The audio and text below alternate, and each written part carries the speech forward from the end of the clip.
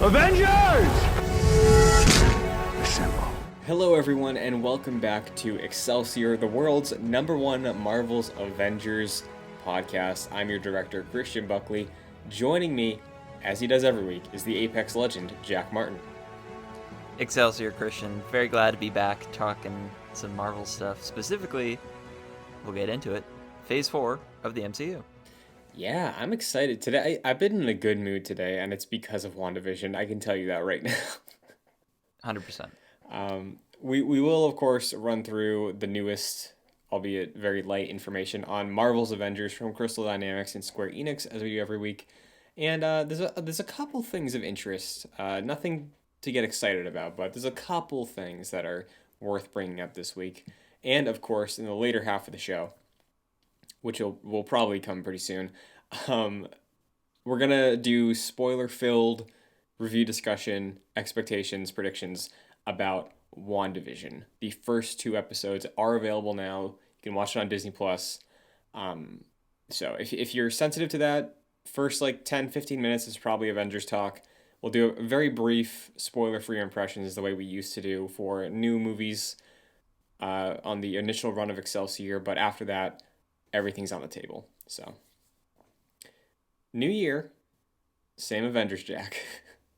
Yep, you're damn right, Christian. So, I looked up the War Table blog, so we will recap that now for Fury's report.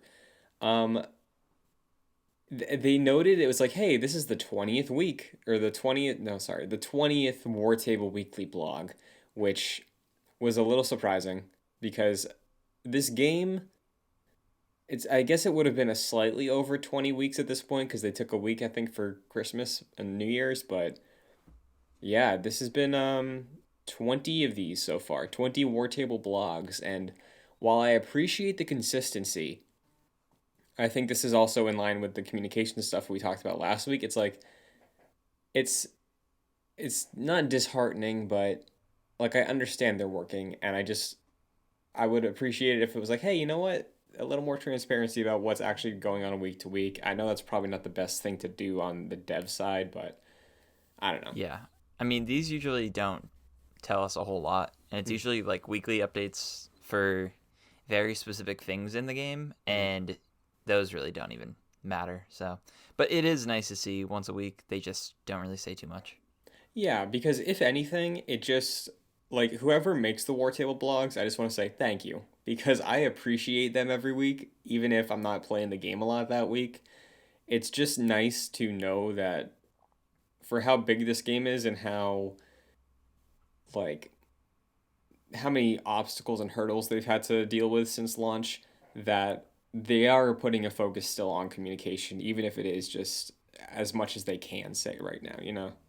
Yeah, definitely. So, this week, the low power level is the Inhuman Condition, which is a base campaign game mission, and Anchor Points as the high power level. Now, I didn't play either of these, but judging from the thumbnail, Anchor Points is one of the Kate Bishop missions. I think it's the one where you are raiding, the second Kate Bishop mission when you're back in the Utah area, I think. Mm-hmm. So, if you want to hop into the game this week, if you're still working on leveling your characters, go in there, check one of these out. I usually play the high power one if I do play either of them at this point. But if you do want to do the harm room for the week, you'll get Incredible Hulk number 105 from 1962. And when I was writing that down, Jack, I was you know what? Maybe, for some reason, I was maybe I should read that. What is that? What is Incredible Hulk number 105 from the year 1962? Did you look up that any further? No, I didn't, but I probably should. Because, as far as I know, 1962, I feel it's pretty close to when Marvel was created because it was the 60s, I think. Yeah. And as far as I know, early Hulk comics are very dramatic and super scientific, which is interesting. And it's a character study because they really go into that Jekyll and Hyde thing, but I don't know. You know what I would like What's is if once a week they did this harm room challenge and you have to go through it to get the issue um, for like whatever character they have. I wish they like actually included like a version you could actually just read of that issue Mm-hmm.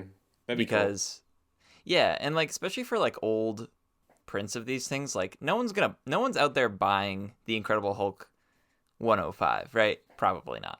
So like Mm-hmm.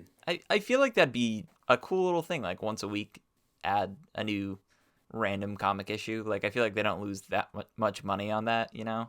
And Mm-hmm. it'd be a nice incentive to actually do that.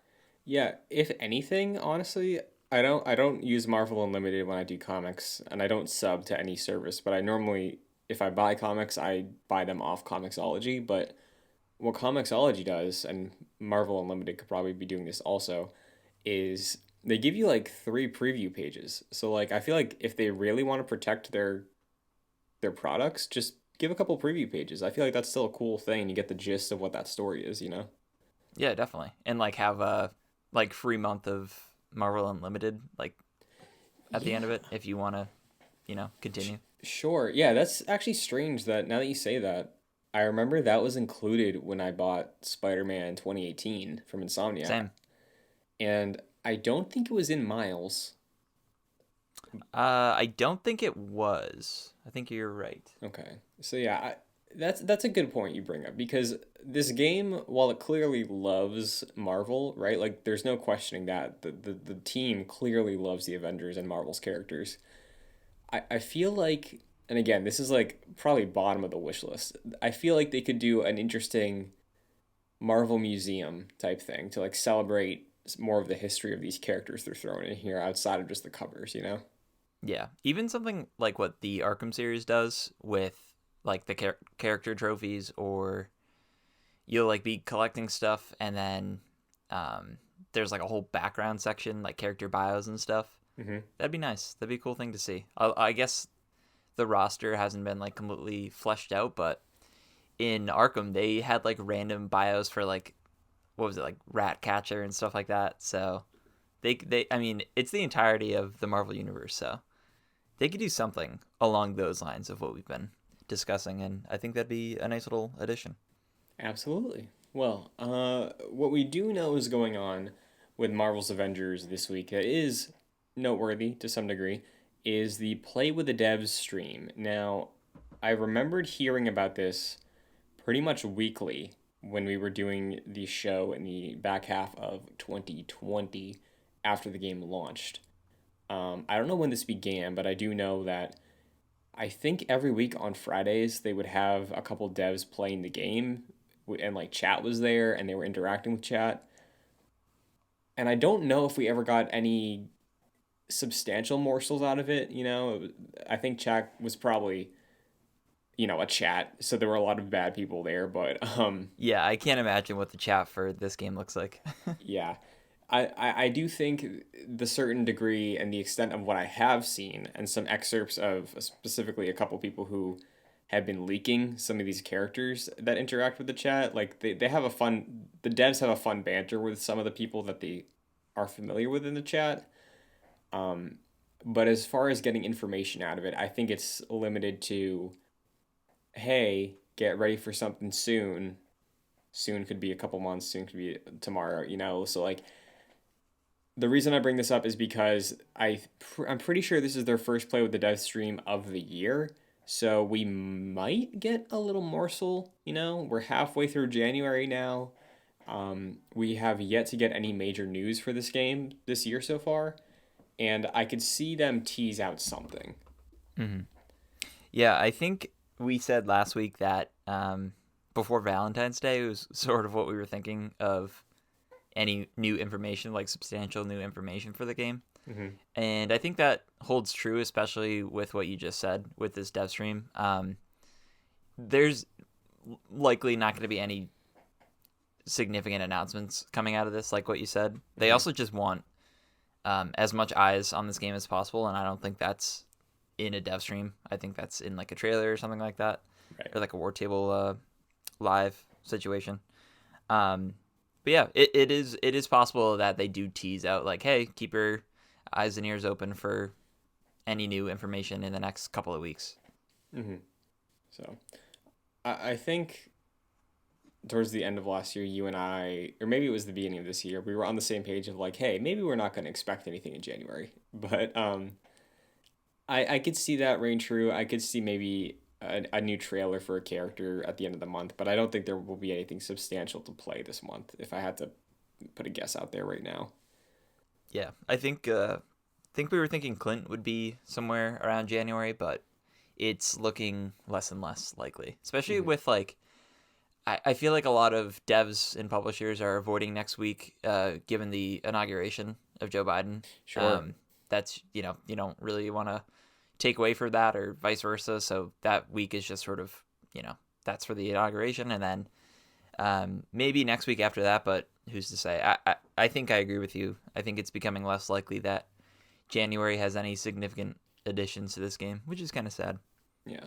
I would love a shadow drop. I think that could be really good for this game at some point, Hmm. in these early months of everybody anticipating and being hungry. I think a shadow drop could work in this scenario. But um, with that being said, I wanted to give a little update. We normally do some updates. I didn't get to play the game really at all this week, but a couple of my friends have purchased the game on sale. Ooh. So I think, Jack, we might finally have a full raid team for whenever that raid drops. I just got to get them leveled. Oh, that's exciting. Yeah, you got to get them to it because 150 is a bit of a grind. Hmm. But if you prepare them, if you say, "Hey, like you want to do this couple hour grind, get some podcasts going," it's gonna Hmm. be a good time. For sure. And I thought I'd add this as well. I don't have a PS5 yet, but I'm aware that the PS5 tracks your total playtime the way Yes. everybody wanted PS4 to do. You want me to And read yours? sure, yeah. I'd like the exact number because my friend told me the other day because I was discussing like, hey, we should be getting those PlayStation Year in Review things soon, and I am curious to see where Avengers is going to rank because I feel like I played a good amount of it. Uh, so if you do find that number, I remember a general range, but I'd like to know the exact number again for everybody. All right, I'll look into it right now. Okay. I will say it is slightly off. So right Okay. now I have 189 hours in this game, which is actually Ooh, more than I thought. damn, yeah. All right, and I'm gonna look you up, So, and you have 110 hours in this okay. game. I think that might be my most played game of last year because I'm pretty sure Ghost of Tsushima was like 108 or something like that. Oh, 113 113. Ooh, on Jin Ghost. Sakai coming in. Yeah, well done. And Legends. I know you were a big proponent of Legends. Yeah, yeah, big fan of that. So, um, do you have anything to throw in for updates for the game this week? I know you didn't get a chance to really play at all, but Yeah, I literally popped in right before the show just to look at the marketplace. mm. Maybe we could talk about that because there's some funny stuff going on in there this week. Yeah, there's some surprisingly new skins, unless these are things that have been in there before and I just forgot about them. But it looked like there were new skins for Iron Man and Cap. So yeah, there's Iron Man. There's a Thor. I think the Cap is the same from last week potentially. Okay. And there's also a new Black Widow, and there's also a new Kate Bishop. I I looked at the Black Widow one. I only saw Ronald McDonald. Exactly. Yeah, it's like red and yellow. Yeah. It looks like a weird sort of iteration of the Iron Spider suit, but for Black Widow. Okay, I can see that. Um, but yeah, it's like this weird sort of it looks strange, and her Ketchup and hair is mustard. also her hair. I think with any um, suit or any iteration of Nat's hair is always like kind of bad. They just didn't get her hair right in this. It always looks kind of plasticky, Hmm. and it looks especially noticeable with like the mustard yellow hair that you mentioned. Yeah. Um, but yeah, the Iron Man one, can you describe for listeners what this Iron Man one is like? Yeah, this is really kind of bizarre. It's really out there. So it is gold for most of it and has like red and silver highlights throughout. And on the top part, like of his torso, he has on his shoulders he has like three spikes. It honestly looks like a football player's like pads, Mm-hmm. and on his head he has like a mohawk spike, and for his mouth he has like three slits, and Mm-hmm. he honestly looks like the Rocketeer, if you're familiar with that. Yeah. It's like this is the most out there, I think, costume of any of the heroes that have been released. I was like astounded to have seen this today. Yeah, because it's not just like a weird pattern or anything. It's like they made like you remember in Spider-Man 2018 there was like the Spider-Punk suit. Yeah, It, yeah, it gave yeah, me vibes of that, of like, yeah, he's got a mohawk now, a lot of razor blades sticking out everywhere. Like there, this is an. It seems like it's a new design. I think I've seen the shoulder blades before, but I feel like the mohawk is new. yeah. That the Spider Punk is a good call. Hmm. I didn't think of that, but yeah, I don't know if I would buy this given that I am a Iron Man main. I don't think I particularly like it, but I do like the direction that they went in. Um, just being doing something like so weird, which they don't often do, I think, with the skins in this game. So yeah, I mean, kudos to them for experimenting. Yeah, and I hope that throughout this year it just gets a little more wild and wacky. You know. Yep, yep. But use some Fortnite energy with this game. Just like Hmm. go weird. For sure. But speaking of wild and wacky, Jack, Mm-hmm. let's talk about the MCU returning because meanwhile, WandaVision has dropped officially. Uh, Episodes 1 and 2 both have released on Disney Plus. We'll do spoiler free impressions first, and then we'll get into the big conversation here. Mm-hmm. So, first off, for you, MCU fan, like, I think with this specifically, because it is behind a subscription service and it's going to be weekly, one, what was your first initial thought of this week?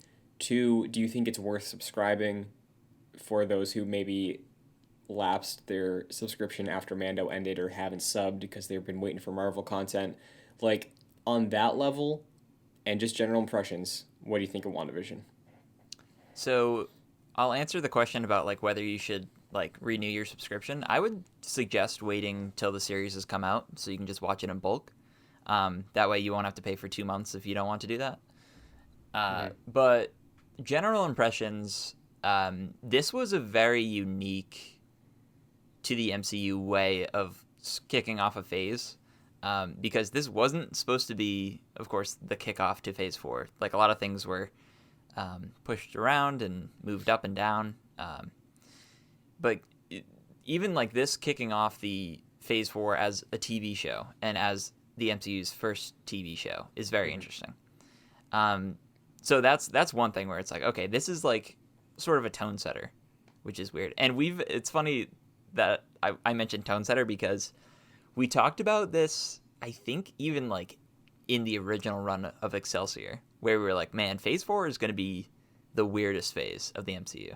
Mm-hmm. And without like getting into spoilers, I think I think they established that pretty quickly in WandaVision. But I think like my general impressions, I suppose, I liked it. I thought it was really good. I don't think it gave us a lot yet. I think it's sort of a tone setter for the entire show. I think they're going to be building to something Mm-hmm. throughout all 9 episodes, and yeah, I really liked it. I don't think I like it didn't like blow me away or anything, but I'm definitely in for the ride. What about you? I was incredibly excited for this show. Um, Wanda is one of my favorite characters in the MCU.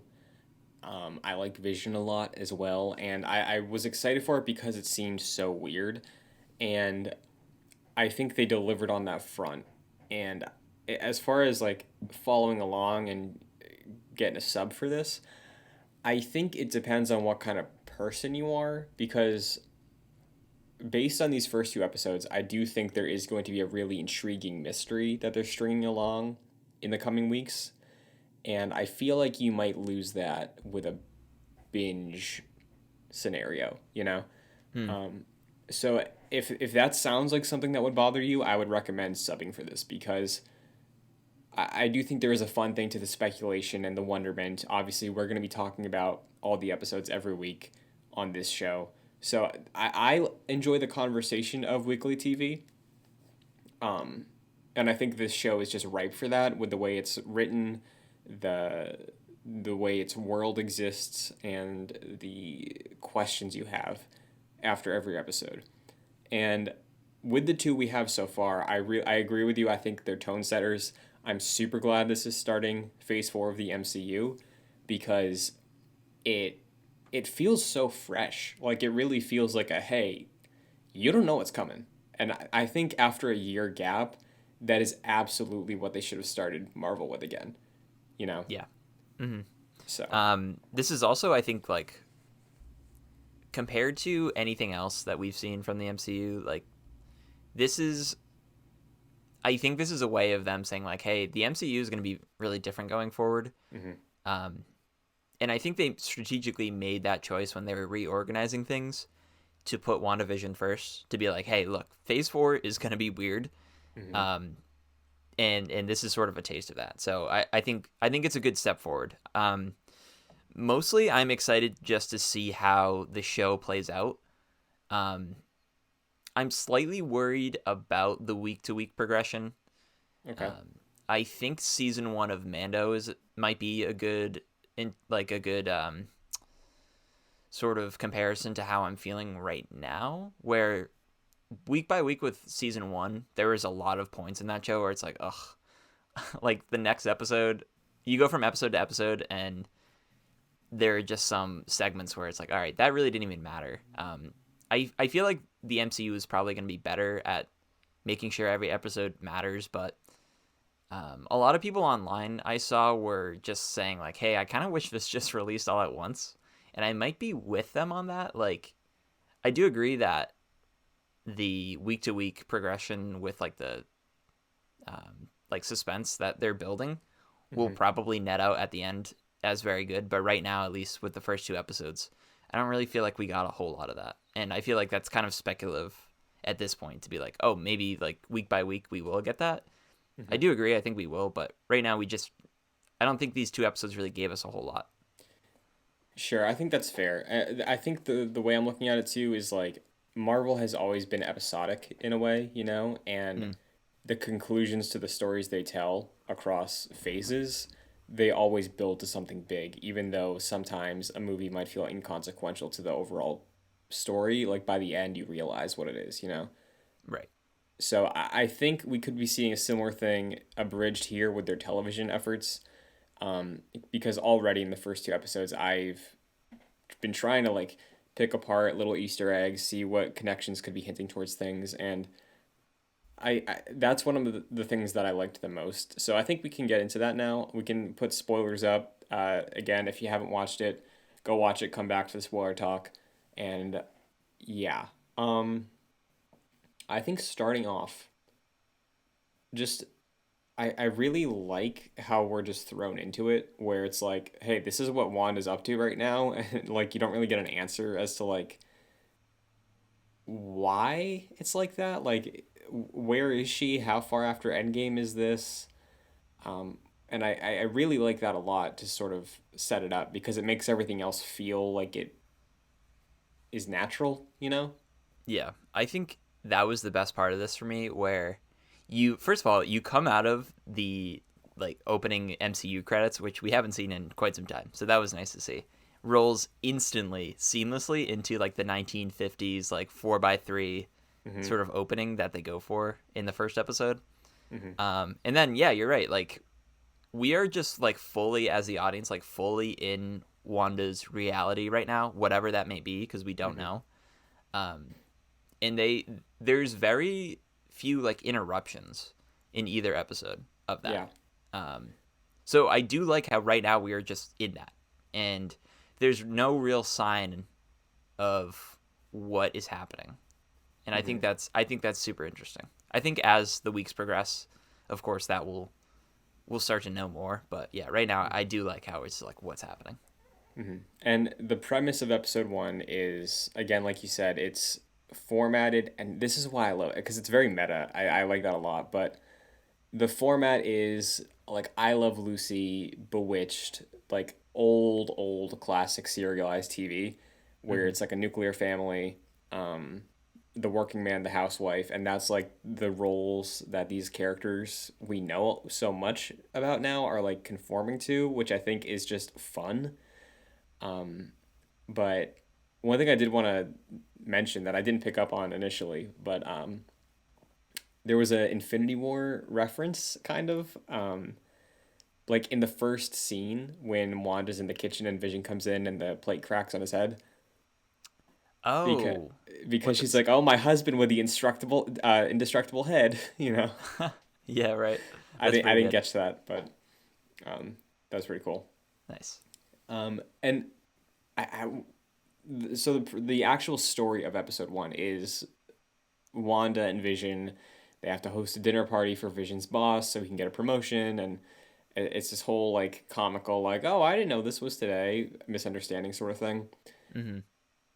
But what I really love about the first episode, I love a lot of things about it, but one of the standouts I think is the way they shot it, because you do have that sort of classic sitcom three camera setup, but then in these moments of like suspense, it like has angles, you know, and it's Yeah, shot more like a like modern. film, Right. which I really, really like, because that's like sort of throwing these seeds down of like, okay, the Wanda we know is in here, kind of, but like she maybe she's trapped, maybe she's doing this of her own accord. We don't really know yet, but I think the first episode, for those reasons and for the reasons you've said so far, I really loved. I think I agree with you. I think that was the standout of the first episode was the cinematography. I was really impressed that either A, they used the cameras and the technology that they used to use to make those TV shows Hmm. and like produced an episode of WandaVision using that equipment. I don't know if that's true. Or B, they just used modern technology to make it look like that. And it looked very convincing. Yeah. Like you can always tell when shows or movies use like a filter to try to capture that effect. Hmm. And if they did that, I couldn't tell because it was so. I think it was very well done in this. So yeah, I definitely applaud the cinematography of this particular episode.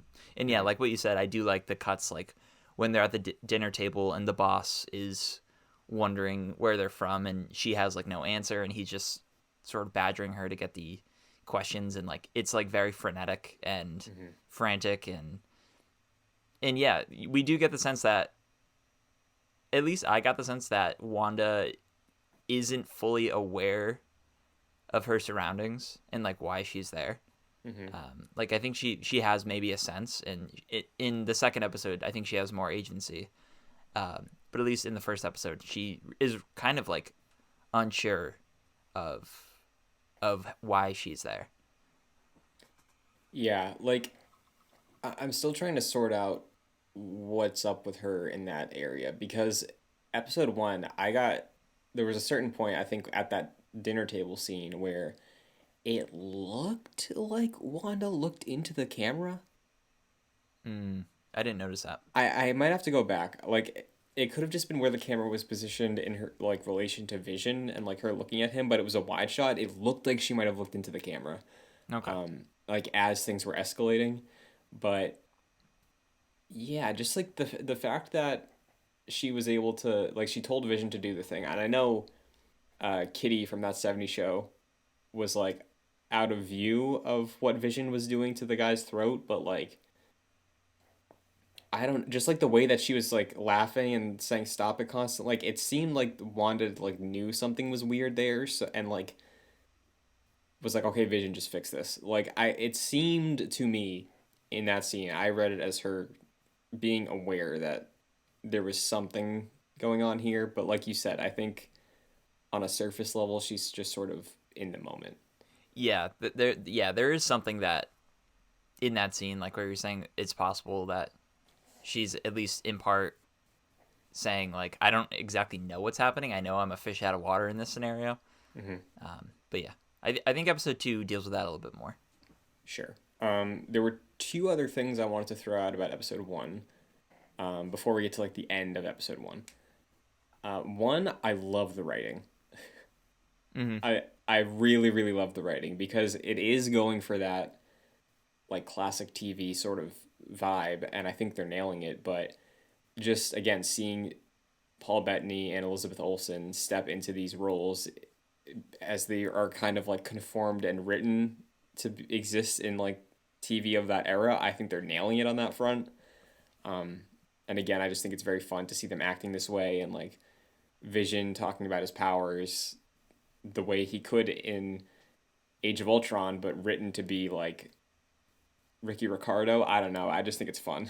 Yeah, I do like I like how the whole aspect of them having these like crazy powers and like trying to hide it is funny. I do get the sense that to me it is like a little cliche because they are going for the 1950s stuff, and Mhm.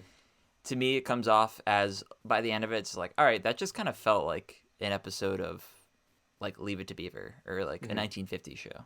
Right. Of course, like I think the best parts of that are like the sort of psychological thriller aspects involved in the episode. But I think compared to episode two, episode one was sort of I look at it as a little bit weaker, Mhm. although I still enjoyed it.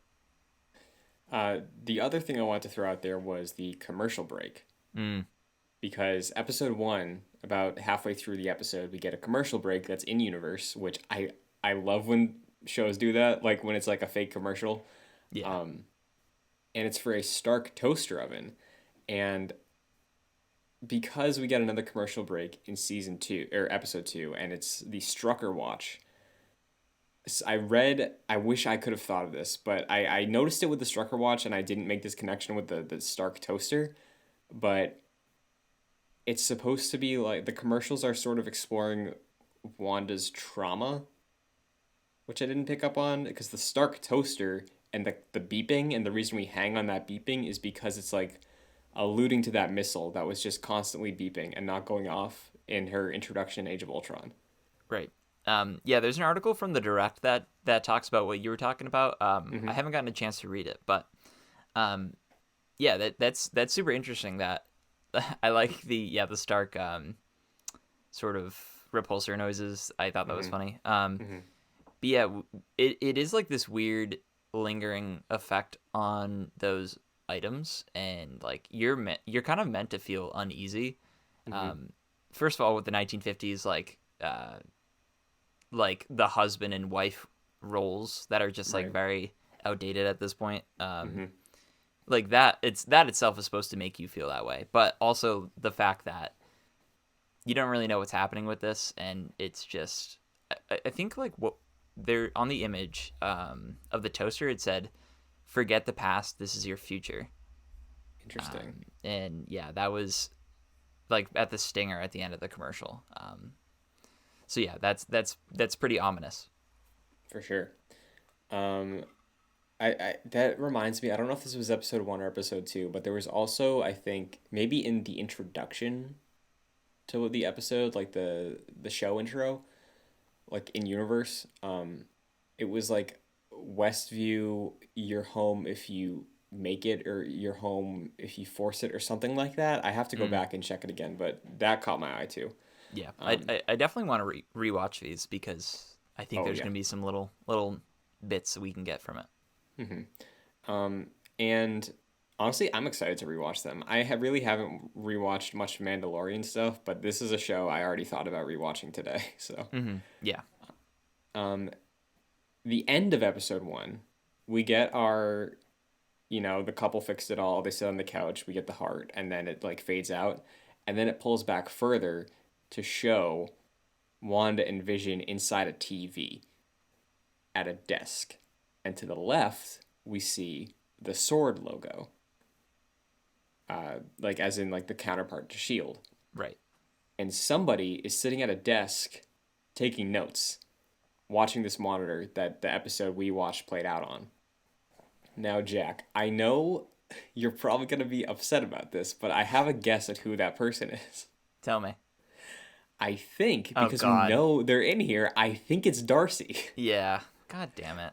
Because I like how much of a payoff would that be if like Kat Dennings is back as Darcy and the role Darcy's playing is just watching TV? You That know would that's going to be the thing. I certainly hope that she does not play a significant role in this. Hmm. Because she's just not a good character. Let's be real. Yeah. I think hopefully she'll just be played for laughs. I'm actually gonna pull that up right now. I wanna look at that So, image. But mhm. the fact that Sword is involved seems to suggest that uh, Shields is just no longer a thing, and Sword is just kind of taken over. Sure, yeah.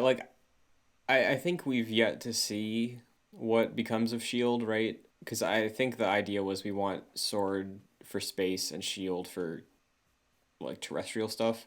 Yeah, And we know Nick Fury's up at Sword, and that's why I'm wondering, and we can talk about this a little more with episode 2.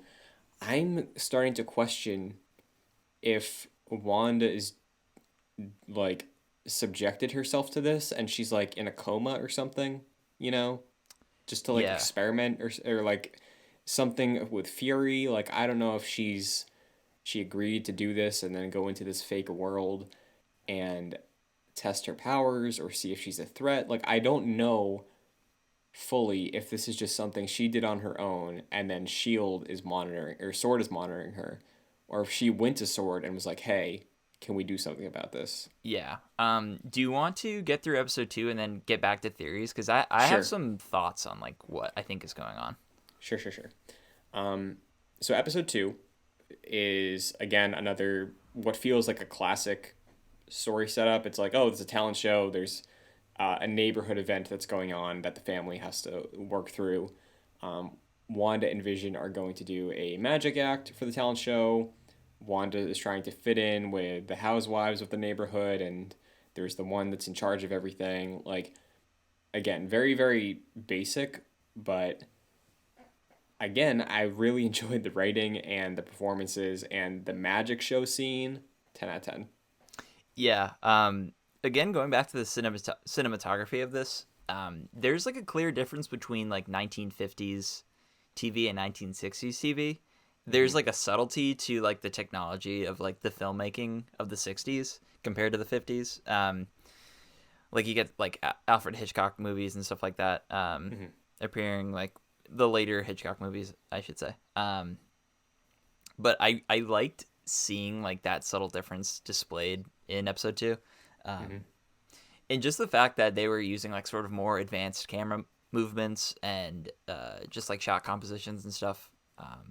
I liked a lot. I also liked they sort of expanded the sets that they were using, Mm-hmm. and I think like as the episodes progress and as presumably the decades that they like sort of envision themselves in progress, um, that will just continue to increase, and I think Mm-hmm. that'll be like a really cool progression to just watch back to back to back. But yeah, so far I like that progression from 1 to 2. Yeah, because I think so far, I think for the majority of episode 2 and episode 1 almost fully, it really did feel like this is shot on a set the way that those classic shows were shot. Hmm. But the thing that stood out to me so much was towards the end of episode 2, not the color transition, but before that, when they walked outside, like that's kind of what really threw me for a loop. It's like, oh, this feels weird because we were just doing, again, like three camera shots and then they go outside to look at something. And it's like Vision walking towards the camera, and then Wanda trailing behind him. She comes up like there's a lot of depth there, and Hmm. again, it's shot like a more modern thing, which is interesting because again, it's showing what we said with episode 1 and the choking at the dinner party. Like when things are starting to break or be weird, it's becoming more modern and how we know it to be as far as camera composition goes, which is cool. Definitely. Um, But yeah, did you like the plot? I guess the antics of Vision and him acting drunk. Like Paul Bettany, man, he really hammed it up and he did a great job. Yeah, I think the acting here is pretty incredible. Yeah. The plot of episode 1 and 2, since like right now, since we're so in the reality that is being presented to us, Hmm. there there's not like the plot itself seemingly doesn't really matter, because it seems like with each episode has its own plot, because it's not like the 50s plot of like the dinner party like ties into the 60s plot of the talent show, right? And I assume the 70s episode won't really have anything to do with either of those two, and then continue going forward. So that's probably like my least favorite part of it right now, just because we haven't had any breaks from that reality that are that significant. Hmm. But I guess it is fun to watch. Of course, I did like Paul Bettany essentially just being drunk this whole episode, Hmm. or for most of it. Yeah, and honestly, I really I'm slightly opposite of you just because that's what I kind of wanted out of this show. I wanted it to just be like something's brewing in the background and it doesn't really show its head until later. Yeah. So I'm enjoying the way they're teasing it right now because we get way more hints this episode, like you were mentioning, than the first one, where Mm-hmm. like there's the helicopter that's in color. Again, has the sword logo on it. Once again, there's a I was just gonna say an NPC. There's a there's a character, Dottie, right? She is the one who sort of has a mental break in this episode. Um, there's the radio static with the voice coming through, which seems like somebody's Yeah. trying to reach Wanda in whatever state she's in right now. Mm-hmm. Uh, and what? And There's the at the end, beekeeper. there's the Or did beekeeper you that already comes say out of that? the sewer. Hmm. Yeah. So again, I really liked this episode. I think it's just fun, and I do think that magic scene was incredible acting from both of them. That was very, very good. Yeah. Also, shout out to Elizabeth Olsen. Like that should go without saying, but she's incredible. Yeah, Um, and I think she's presumably going to carry this show going forward. Of yeah, course, with Paul Bettany, but it I think it is. I think it's more her show than anything.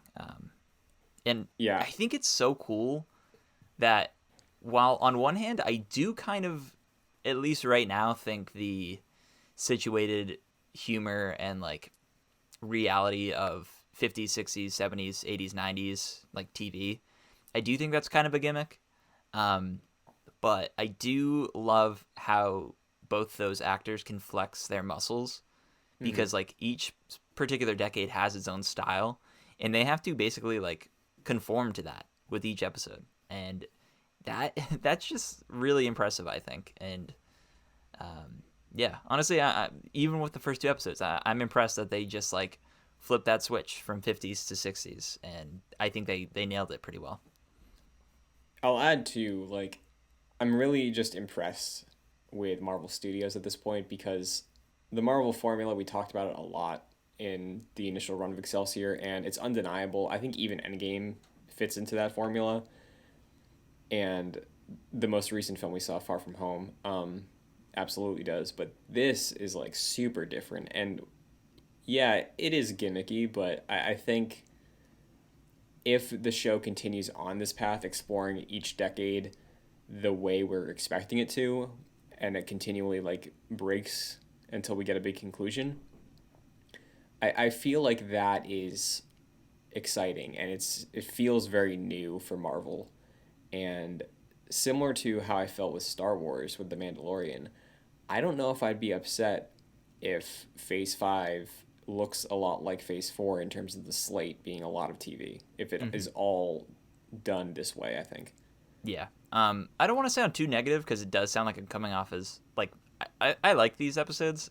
I Hmm. think there's been like a lot of hyperbole I've seen on Twitter where people are like, "Oh, this is the best MCU content I've ever seen," and I was like, "Whoa, we've seen two episodes." I think that's a little too early to say, Hmm. but I do think it is possible that by the end of this, like we have a really solid like piece of the MCU. And Yeah. I'm optimistic. I think it's very possible that that happens. Yeah. And I think, like, I so far think it's one of my favorite things they've done just because it is new and it's exciting and fresh. And I feel like the first two episodes hit me so strong, again, with the way they're formatting it to talk about this mystery and explore new versions of these characters and the way the actors are able to really like reinvent them. If that holds the rest of the time, I do think it will be one of the best things the Marvel Studios has done. And I think just out the gate, it's just so refreshing. And it is really, really speaking to me the way that a lot of Marvel stuff like they got comfortable, you know? Like Marvel, I knew what I was getting out of Marvel, and this is just still really good. It's just new. Yeah. So, Um, um, do you want to get into theories? Unless you have anything else to say about the episode, because like I feel like I have so much that I have to like process about like what's going on. sure, yeah, because each episode was like 25-ish minutes long, I think. Yep. Um, so there wasn't a ton to read out of it. At the end of episode 2, we do get that transition to full color, so presumably next week will be 60s, 70s. Wanda is pregnant now. So that's what we're looking at for next week. And next week, I believe it's just one episode. Yeah, I think they're gonna go just 7 more weeks, one episode per week. Yeah, because by then, I think there would be zero gap, and then you can just immediately start the week after this ends, the premiere of Falcon, right? Like, that's Right. probably what they want. Yeah, I think so. That voice on the radio, I have a guess on who it is. Okay. So, because this is a sword op, right? This is not a shield thing. I think, potentially, based on who we know is close with Wanda, I feel like it might be Clint, and Clint is just out of the loop, and he just thinks something happened to Wanda. He doesn't know about Sword because he's been out of the game for a bit with his family, and he just knows she's missing, and there's something going on with her because they do have a really good, like, subtle relationship since Ultron, I think, Yeah. and we do get a Hawkeye series later this year. I don't know if that has anything to do with it or if that helps at all, but it sounded like a man's voice. It was hard to make out if it was Jeremy Renner. There were a couple words where I was like, it could be. It's too distorted to make that out, but that's what I think right now. That would be really cool. So do you think if Clint is like a neutral party, do you think Sword is an antagonist in this series? Do you think they're I, sort I of manipulating this? I think there's a world where I don't know, like because there's a world where it's either Sword is an antagonist for Wanda or Wanda is completely agreeing with all of this. But I think what could be interesting is if Wanda initially agreed to do this, like of her own accord, and Sword is monitoring her, right? And as the weeks goes on, as the decades progress in WandaVision, and as things begin to break and become more chaotic, maybe Sword is like, oh, she's too dangerous to take her out of this state, you know? Mm-hmm. And then maybe that's where Clint comes in. And he sees it as, hey, they're keeping her against her will. You know, because like if Yeah. she's in a coma in real life, she can't be like, no, Clint, I agreed to this, and she won't even know what's going on unless things get crazy in her universe. I don't know, but that's where my general thoughts are right now. Interesting. Um, I have like so much that I don't even know how this would all like connect together. Mm-hmm. But I just stopped at the very end of the first episode, and each like both 1 and 2 end with a pentagon like sort of closing in on like six-sided shape closing in on Wanda and Vision. I think that's a pentagon. I should probably know that. Regardless, so I feel like that imagery of them being entrapped in this shape at the end of each episode is probably going to continue going forward, and that just makes me think that they're in this. They're sort of trapped in this reality with very little agency for them to escape it. So I don't think Wanda constructed this herself. Mm-hmm. Part of my theory goes next to I watched a new Rockstars video about this like a while ago, Okay. and Eric Voss was like speculating that Mephisto was involved in this somehow, Okay. who is essentially the devil in Marvel Comics. Right. And I was like, all right, there's really, I didn't think there was really much to that. But there's one line in this that I was like, oh God, that might be like a clear indicator.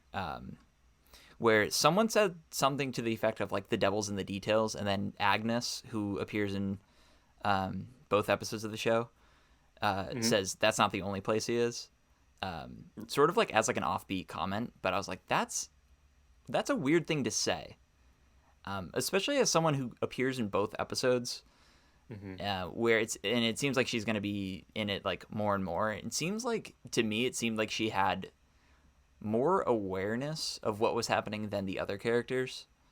Okay. So part of what I'm thinking is that I read back, was it One More Day maybe, of Spider-Man. Spider-Man makes a deal with Mephisto in the comics to like make sure Aunt May stays alive. He basically like makes a deal with the devil, and it reboots Spider-Man comics. Everyone hated it. I didn't like it. It was really bad. Mm-hmm.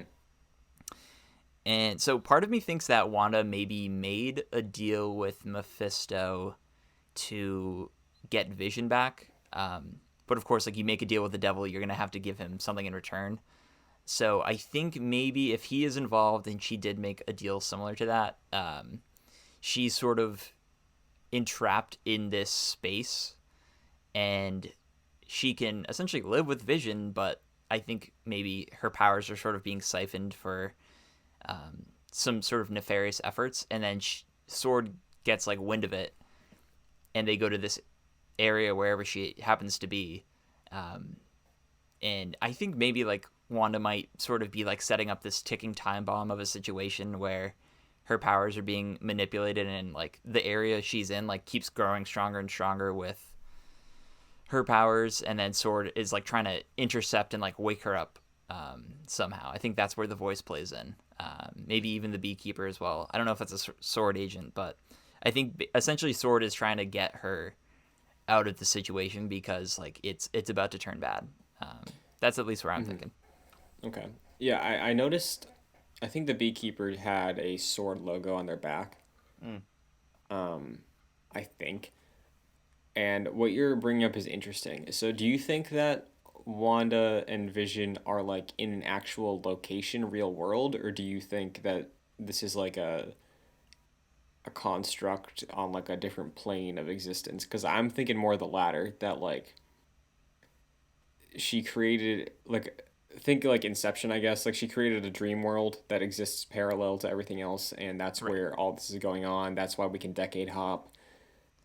That's Um, what I'm thinking, and that's why I feel like the TV's playing in here because like Sword is monitoring them through a TV that can like look into the other dimension. Maybe I don't know. right. Um, that's a possibility. Uh, I know from the first trailer. Do you want me to say that or not? Bring anything in from the trailers that we haven't Oh, seen? sure, sure, sure. Okay, like because I could avoid that if you want. No, go for it. Okay. Cause like I don't watch trailers. I only saw the first one, and I saw a character being pulled out of like some I don't know area, Mm-hmm. back into what looked like the United States maybe. So I think they occupy like this small sector.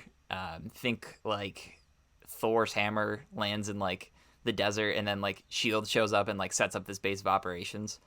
Mm-hmm. I think it's kind of similar maybe with Sword doing that, and there I don't know, there's probably like energy spikes or whatever, but like, oh, this is not going good. We need like a team to like figure what's going out of here, what's happening here, and extract Wanda. Mm-hmm. Because I feel like she's trapped in here, and like Vision's dead. Like there's no way Vision's actually coming back. So I do think her powers are sort of being manipulated to present different realities for her. That's where I think the shapes at the end come into play. Like each one of those like represents different realities that they're being like hopped through, and Mm-hmm. yeah, that's at least what I think. I think that the different planes of existence is also a possibility. I like that idea. Yeah, and I feel like the only reason it might be that is because of Sword being involved, and Sword is supposed to be these more like X-Files type thing of like, hey, weird stuff in the universe, dimensional rifts, like that's more their game. Like I feel like if it was a location where we could like monitor in real life, it would be a shield thing and not a sword thing. So I don't know, but Yeah. There part of my I guess I don't want to say negativity, but like the reason I'm not so like I didn't come off of these episodes so the way I was so positive after like the first episode of Mando, um, mm-hmm. season one, like there wasn't anything at the end of these two episodes that really had me hooked onto what's happening next. they were very contained in a way. We did like get bits and pieces of what is potentially happening in the world, Hmm. and in this like sort of constructed reality, seemingly. Um, but and this is a very high bar to set, and I didn't expect anything like this. But like, there wasn't the Baby Yoda moment where like at the end of that, it's like, Hmm. oh god, like what are they even gonna do with that? I don't think we got Sure. anything really even close to that. Which is, and the only reason I'm comparing that to uh, WandaVision, comparing those two shows, is that they're the first two like Disney Plus Right. shows for the big brands. Yeah, and like I get what you mean with the Baby Yoda moment because that was like a huge like what the hell thing. Um, where like I feel like when I saw Baby Yoda or Grogu, I had like an audible reaction. This, well, I think I still said, "Is that sword?" Like I still think like the pan out at the end of episode one to the TV monitor, I think is a little bit of that hook of like, wait, what? Like it's like an in-universe show. Like you have those questions. It's less like a playing on something you already know. And granted, Sword is new. We don't really know anything about Sword besides the fact that Fury's involved with it. Mm-hmm. Um, but yeah, I get you that like that stinger is less impactful, I guess, than seeing a Baby Yoda. You know. Right. Still, by the end of these two episodes, like I, I feel like there are so many theories that people can have about what's happening. Mm-hmm. And in part, like I do like that week to week discussion that you were talking about. Normally, like I do like that format. Mm-hmm. Um, and I think I do with this show too. I feel like it might feel slower because of the gimmick of um, the decades, like going through the decades, because we kind of Mm-hmm. like in a way know what to expect. I think after the 90s, this show will take like a different turn. Like I think it won't be like hopping between the decades after that. I think it'll probably just be um, sort of dealing with the ramifications of this sort of reality that's being presented here. But I Mm-hmm. think for the first few episodes, it might get a little stale for me. I hope it doesn't though. Yeah, I get that 100%, and I can see how it could become old fast.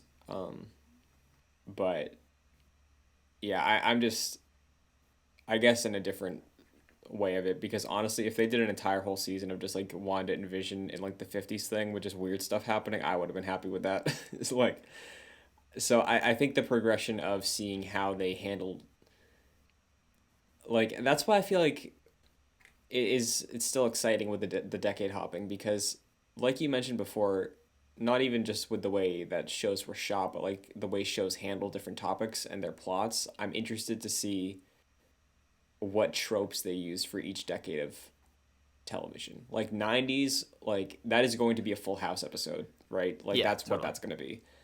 80s, maybe it's like a 21 Jump Street or like a teen crime drama thing, like when something goes bad. I don't know, but like 70s is probably Brady Bunch. Like I think there's enough there where it's gimmicky, but it's still exciting because it's Marvel tackling this with characters we think we know, and then tackling tropes of television throughout what like six different decades and then like putting a little fun twist on them and I think that for me is enough to keep it exciting. We'll see how they execute on it, but yeah, and hopefully that mystery they're burning beneath it all continues to get teased out every week. Yeah, it is an interesting conversation to have about the show because it's the first time MCU has experimented in their formatting. Like we've only Mm-hmm. really ever gotten movies, right?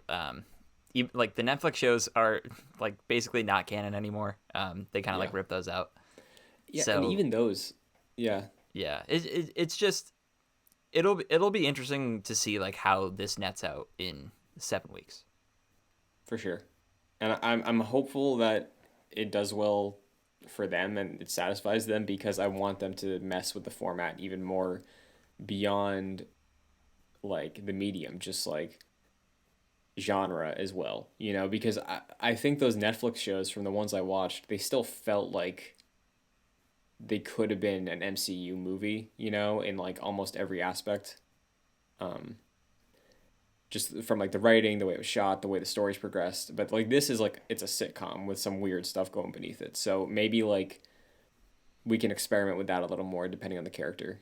So that has me excited. That sounds like what Feige was teasing out with Phase 4 being weird, and kicking off with this I think is a good sign for what's to come. But Yeah, definitely. before next week, do you have any final predictions you want to throw out there for what is most likely a late 60s, early 70s sort of thing? I like your suggestion of the Brady Bunch. I have Mm-hmm. seen every episode of the Brady Bunch, so if Really? there's any references, I will make sure to jot them down. Um, I wonder if, since this encompasses the 60s and the 70s to some extent, I wonder if they mention the Vietnam War at all next episode. Sure. I don't know if they want to divorce themselves from topics like that, but you did mention like each decade had its own topics Mm-hmm. that shows like sort of tackled, and I think the 70s and Vietnam sort of just go hand in hand. Sure. So yeah, that would be interesting. I don't know how they'd fit that in the episode, but that's why I'm not a writer. So I will leave that to them. But Vision that'd be cool. has to go to Vietnam. That would be some Doctor Manhattan stuff with Vision, Yeah. essentially. But yeah, I'm same page as you. I'm excited to see how they tackle 70s stuff. I think another template they could draw from probably a little more modern, but that 70s show. I feel like there could be some fun things to do there. We like I don't know the actress's name, but Deborah Jo Rupp, Kitty. I think. Okay, thank you. Yeah, Yeah. she's probably gonna be in the 70s episode. There's probably gonna be some sort of joke, like she's gonna do the laugh or something. Like I feel like we could have some fun with this every week, in addition to finding out what's really going on with Sword, because I think we'll get answers about Sword this season. I think we'll finally figure out what the deal is with Sword after the tease over a year ago. Yeah.